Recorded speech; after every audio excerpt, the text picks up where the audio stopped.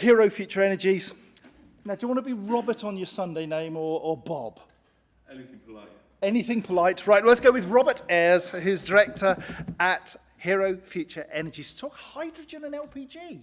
Yeah. Go for it.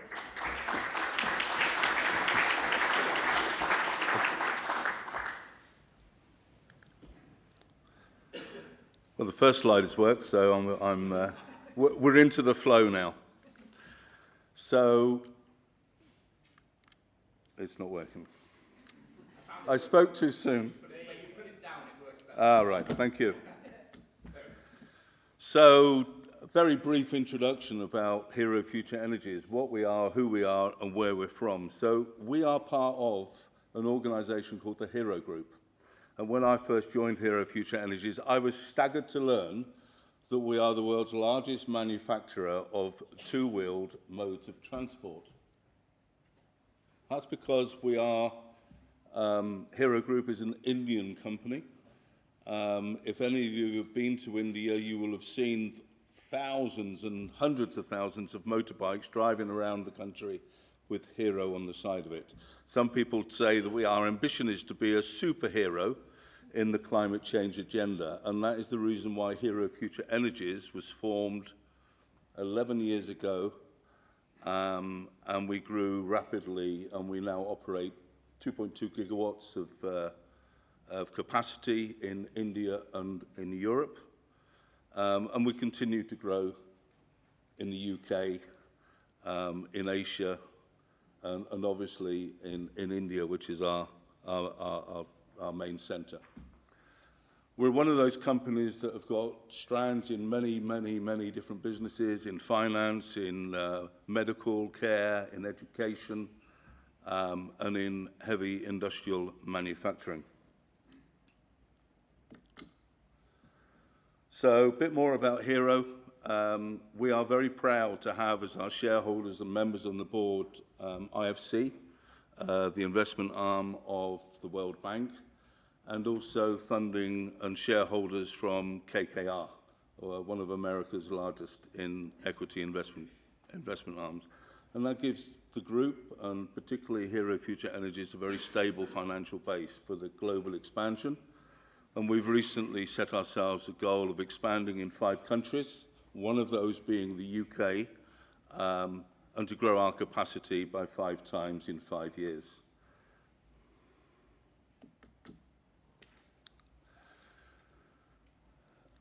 My first projects for Hero Future Energies were in Ukraine, and it was peaceful then. And we debated, Ben and I, who's in the audience, we debated, is it going to be okay? Is it going to be all right? Is it going to be okay? Fortunately, our sites in Ukraine are safe. They're operating. We've got employees on the ground out there that are absolutely fantastic. And we're very proud to continue to support those projects in Ukraine. And we look forward to there being peace in Ukraine and being able to reinvest in projects. We're also in Vietnam. We seem to follow where there's been world conflicts. So I don't know whether this is going to be a successful business strategy or not. And in the UK, we've got, next year, we'll be commissioning our first small utility-scale solar project. And I was hoping to say that we would be further advanced, but we're not. But we are negotiating for our first green hydrogen project in the UK. But in India, we will be commissioning our first green hydrogen project, and that's the case that I'm going to roll on to later on. So what's our strategy to accelerate the growth in net zero? We are a company that is committed to the view that green hydrogen is our future. We've all seen similar slides to this that basically pick off those industries and sectors of our economy that are most suitable for the deployment of green hydrogen. My own personal view is we see the mobility sector for the UK to be of great interest. And we will expand that to be, if you like, river ferries and, near shore. My colleague Mark, who's in the audience, is in discussions about trying to convince a pilot trial on sort of like some of the ferries to and from and across to the Scottish Highlands. And we're quite attracted to that because we think it does two things. It actually reduces carbon emissions. It meets the need of basically the ESG agenda of all those operators. And we think it will basically be a primary part of our green hydrogen growth as a company. Our strategy, not necessarily different to others, but we are firmly committed to delivering green hydrogen at the place of its use. We want to break, we do a lot of, in traditional renewables, we do a lot of solar, C&I, commercial industrial development behind the meter, simply to protect those organisations, companies, whether they be manufacturing or in education or a school, from having to pay 70% odd of their electricity costs for non-commodity services.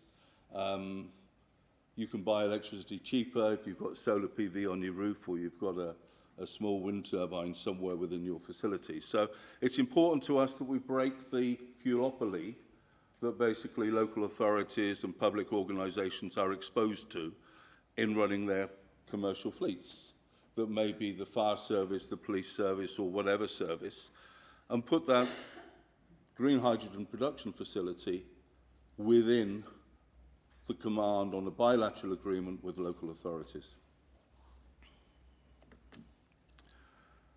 The project we're going to look at today is basically, as I said earlier, going to be commissioned early next year. A couple of years ago, we installed some solar PV on a die-casting manufacturing facility in Bangalore. It supplies car components globally. And to meet their supply chain requirements, they have to reduce their carbon footprint. So we were fortunate enough to, having installed the solar, we have a team there that were discussing green hydrogen. And we've come recently to an agreement this year, where we're installing a pilot scale green hydrogen production facility using the solar generation from the plant that we previously installed to blend with the LPG so that we're reducing their carbon emissions. It's an exciting project. It's a pilot scale project at this moment in time. We're using a 300 kilowatt PEM electrolyzer. We're using a company called Ohmium. It's a joint Indian-USA-based company. We have a global framework with that company to use their technology. And the project is being put together by, obviously, Hero, doing the design along with TUV Nord.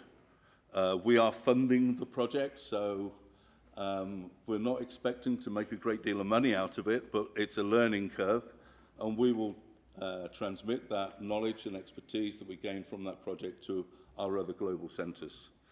I've got some basic data there for the project. If people want to drill down or ask questions later on, then Mark or I will be around, and if I can't answer them, then I'll certainly take your notes and I will come back to you. But to us, it's an exciting project, and it's one that we feel we can replicate. Every modulizer that we use is scalable.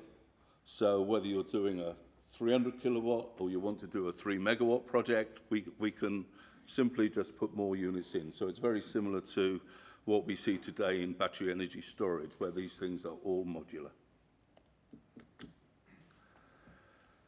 We have several other projects that are interesting. We've got a chemical plant in Germany which is looking at doing the same sort of thing, green hydrogen blending with fossil fuels. Same thing within a cement works in India. And within the UK, we're looking at, we're in discussions with a crisp manufacturer, which is really quite interesting, but I'm on a diet, so that won't really benefit me. And as I said earlier, our sweet spot is the mobility sector. Why it's the mobility sector, I don't know, but I get absolutely fed up with being parked on motorways of this country behind lorries that are burning fossil fuel. It would be great if they were just burning hydrogen, but that's it. That's where we want to be. We're doing a project where we're installing dual fuel trucks within a mining. So we've got a mining company in India. They are basically, again, needing to decarbonise to meet their environmental, social requirements for their supply chain. And we're building, I think, 6.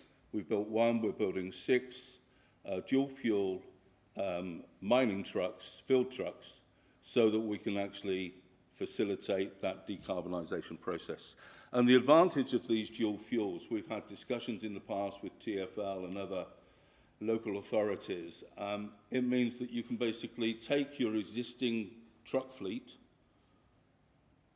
add some equipment to it, decarbonise, and you're not having to take the cost of replacing for new buses or new trucks or new this or new that. Those trucks will go through their investment cycle.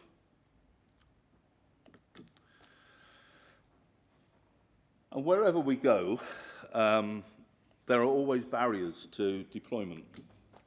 And it's interesting, actually, listening to everybody's speech, really. There's a common theme. You know, we've got a government that basically have got a backbone that basically is non-existent. They're wishy-washy, and their policy is inconsistent, and it makes life troublesome.